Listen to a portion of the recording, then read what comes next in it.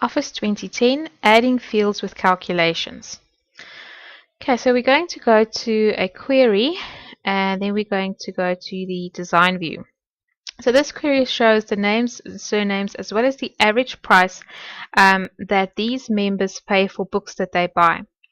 So let's imagine for a moment they've decided to make a donation towards a school library based on the average price that they pay for books.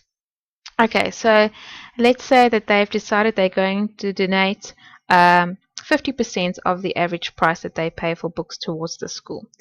Okay, so you're going to go to your query design view, and then here where you usually add your different fields, you're going to type in a name for this new field. In this case, we're going to call it donation. Then you're going to put in a colon. Okay, you can ignore all the other stuff underneath that.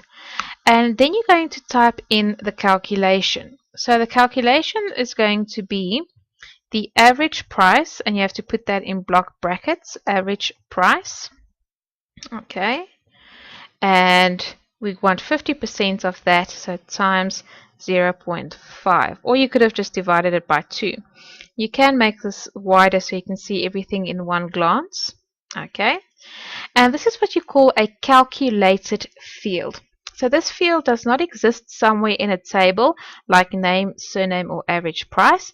It only exists within the query when you run the query. Okay, so if we were to run this query now, we can go to our design tab and select run. Here you'll see what the average price is that they spend on books, and here is 50% of that, the donation that they're going to make towards a school. Okay, so let's go back to our design view just quickly. Also remember that you can now change your properties here. So you can right click on the field name, then select properties. And for instance, you can ensure that the format is correct. So let's make the format currency.